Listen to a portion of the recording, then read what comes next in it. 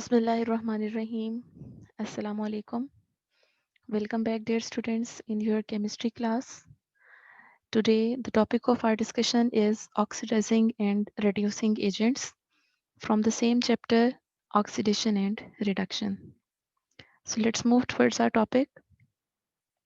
Before going to define oxidizing and reducing agents, let's have a look on redox reactions, which we have discussed in our previous class.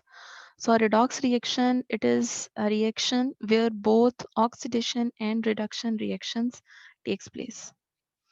Or we can also define it that if an element is gaining electrons and another is losing electrons, then the reaction is redox reaction. और redox reactions ऐसे reactions होते हैं जिनमें oxidation और reduction दोनों processes हो रहे होते हैं. So collectively these reactions are named as redox reactions. Okay. So let's move towards the definitions of reducing and oxidizing agents. So reducing agent, they are also named as substances electron which are electron donors, or oxidizing agents. These are also named as electron acceptors. How can we define these two species? Reducing agent, it is a substance which reduces another substance during a redox reaction. मतलब reducing agent एक ऐसा substance होगा जो दूसरे substance को reduce करेगा. How it reduces other substance? By donating its electrons. That's why it is also named as electron donor. And oxidizing agents, we can define it that it is a substance which oxidizes another substance during a redox reaction. How it oxidizes the other substance? By gaining electrons from that substance. Okay, so these were differentiation, or these were the definitions of oxidizing and reducing agents. We further define it or explain it by taking this diagram. Reducing agent, suppose this one is a reducing agent. When it loses electrons, it itself get oxidized, but it reduces the other substance. Okay, while the oxidizing agent, let's suppose this one is oxidizing agent, and according to the definition, this oxidizing agent is also electron acceptor. So this agent or this substance B, it gains electrons, and after gaining electron, it itself get reduced, but it oxidizes the other substance. Okay, so that was a brief description about oxidizing and reducing agents. Okay, so let's move towards some examples of oxidizing as well as reducing agents. So these are some substances that act as oxidizing agents, and they are usually non-metals which act as oxidizing agents, because non-metals are those substances which having more ability to gain the electrons or accept the electrons. So in this way, these non-metals, because they having ability to gain the electrons, so they itself get reduced, but they oxidizes the other substances like bromine, chlorine, concentrated sulfuric acid, nitric acid, oxygen, potassium magnate, potassium dichromate, and hydrogen peroxide. These are all the substances that act as oxidizing agents. Now have a look over reducing agents like carbon, carbon monoxide, hydrogen, hydrogen sulfide, and some metals. If we talk about the metals, because metals having ability to lose the electrons easily.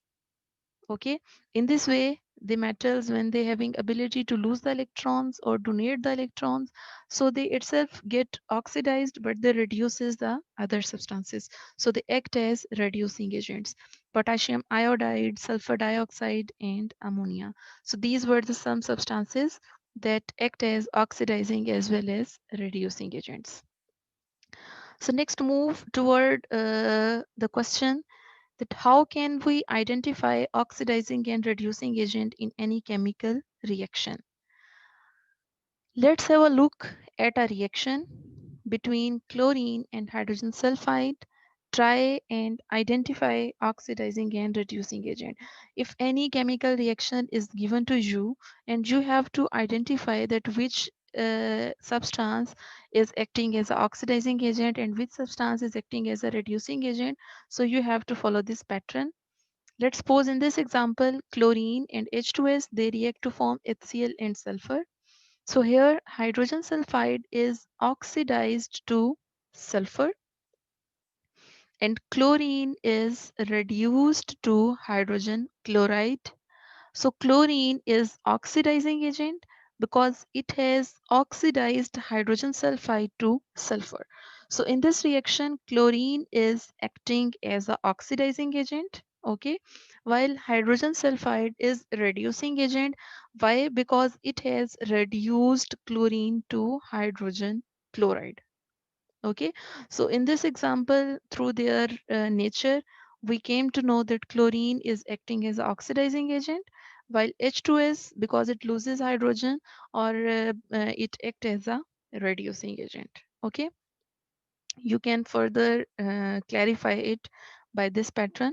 Chlorine is reduced by hydrogen sulfide into HCl, while H2S, it is oxidized by chlorine into sulfur.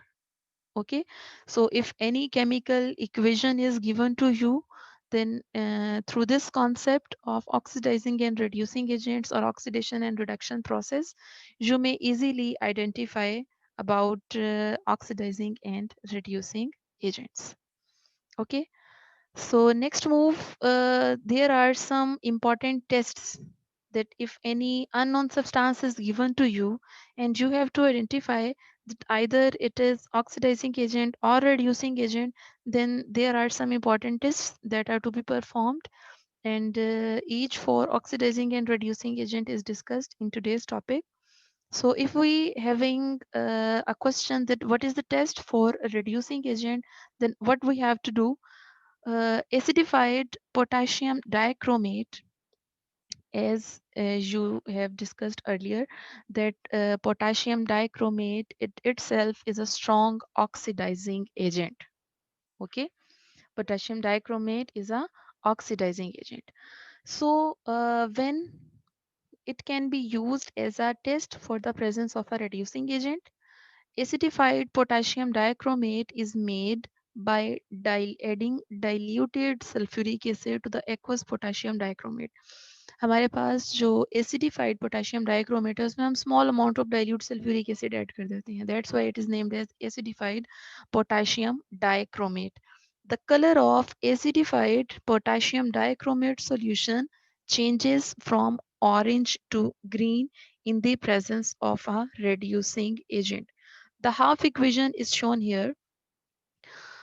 Actually इसमें ये चीज़ बताई गई है कि अगर हमने ये test करना हो कि क्या हमारे पास कोई भी सब्सटेंस जो कि रिड्यूसिंग एजेंट है तो अननोन है हमारे लिए, and we have to identify that either it is a reducing agent और not. So what we will do, we will add potassium dichromate, acidified potassium dichromate in that substance, and if the color change is observed from from orange to green, then that substance would be a reducing agent. Why the color change happens? Because dichromate ions, when they react with that substance, they convert into chromium ions. In the square, in these brackets, the oxidation states of these ions is mentioned. So the color changes from orange to green. If such situation happens, it means that substance was a reducing agent. Okay. So in this reaction, dichromate ion Cr2O7 negative 2, it is reduced to chromium ion Cr positive 3. Dichromate ion loses oxygen and the oxidation state of chromium decreases from +6 to +3. So in this way, if this color change happens, then we can easily identify that that substance was a reducing agent. Okay. So it is clearly shown that if this color changes occur, it indicates the presence of reducing agent. So that was a test for reducing agent by adding potassium dichromate into that substance, and we can identify through color change about the reducing agent. Okay, so next move towards the test for oxidizing agent. On similar pattern, an experiment is performed to check either a given substance is oxidizing agent or not. So we add aqueous potassium iodide. Potassium iodide, as you discussed earlier, that it is a powerful reducing agent. So it can be used as a test uh, f- for the detection of oxidizing agents. Potassium iodide is colorless. So if a drop of potassium iodide is added to a solution containing an oxidizing agent, a brown solution will be formed. The solution turns brown because the iodine is oxidized to iodine by the oxidizing agent. Okay, अगर हमने ये देखना हो कि कोई भी unknown substance जो है क्या वो ऑक्सीडाइजिंग एजेंट है या नहीं, हम उसमें पोटेशियम आयोडाइड ऐड करेंगे. अगर पोटेशियम आयोडाइड के ऐड करने से कलर चेंज हो जाता है because potassium iodide is colourless. ठीक है, तो अगर उस सब्सटेंस में ऐड करने से पोटेशियम आयोडाइड का कलर चेंज हो जाता है from colourless to brown, so what this shows, it indicates that that added substance was a oxidizing agent. Okay, the iodine is colorless, but aqueous iodine is brown in color. Okay, so we can further clarify it that iodine was colorless while the iodine is of brown color. So if this color change occur, it indicates the presence of oxidizing agent. So same test is performed to detect on the starch iodide paper. It can also be used to test for the presence of oxidizing agent. Oxidizing agents change the color of moist starch iodide paper from white to blue. This is because that the iodine produced reacts with the starch to give a blue color. So this test is performed to detect the oxidizing agents. Okay, if the color change happens, then it indicates the presence of oxidizing agent, and if the color doesn't change, it means no oxidizing agent was present there. Okay, so the next point is related to this topic, that is there are how to write the names of some compounds by showing their oxidation state. So the oxidation state of an element in a compound, it can be indicated by Roman numbers. आपने अक्सर देखा होगा कि कुछ compounds के जो formulas होते हैं या उनके names वो इस तरह से write किए जाते हैं, like manganese 4 oxide. This 4 is a Roman numeral. And what this 4 means, it means that manganese has oxidation state of +4 in this compound. Okay, सो बहुत सारे और भी ऐसे कंपाउंड्स हो सकते हैं जिसमें उनकी ऑक्सीडेशन स्टेट को इस तरह से रोमन न्यूमरल्स की फॉर्म में ब्रैकेट के अंदर राइट किया जाता है. Oxidation states are usually only given in the names of the compounds where an element can have more than one oxidation states, and this is usually written for those compounds that shows variable valencies or variable oxidation states, like iron. ठीक है, iron में भी अगर आप देखो, it have iron can have oxidation state of +2 or +3 in different compounds. So the name of ferrous sulfate FeSO4 और iron 2 sulfate. ठीक है, आयरन 3 अगर होगा तो उसके उसी के अकॉर्डिंगली हम ब्रैकेट में उसकी ऑक्सीडेशन स्टेट के अकॉर्डिंगली हम उसको रोमन न्यूमरल से शो करते हैं. ठीक है, so these are the different ways how to represent or how to write the names of different compounds. If we talk about the elements that shows only one oxidation state, then their name is written as such. Like magnesium always has oxidation state of +2 in the compounds. So the name of magnesium sulfate is definitely magnesium sulfate. So that was a point that is necessary for you to know about this, and it was related with your today's topic. And the last thing that we are going to discuss today is how to find the formula of compound from its name. If you have been given a name of any compound and you have to write its formula, Then how can you write it? Let's suppose we having an example that what will be the formula of chromium oxide. The name shows chromium 3 oxide. Okay, as the name indicates that the oxidation state of chromium will be +3. ठीक है, ये Roman numerals में इसका name, इसकी oxidation state mention की गई है 3.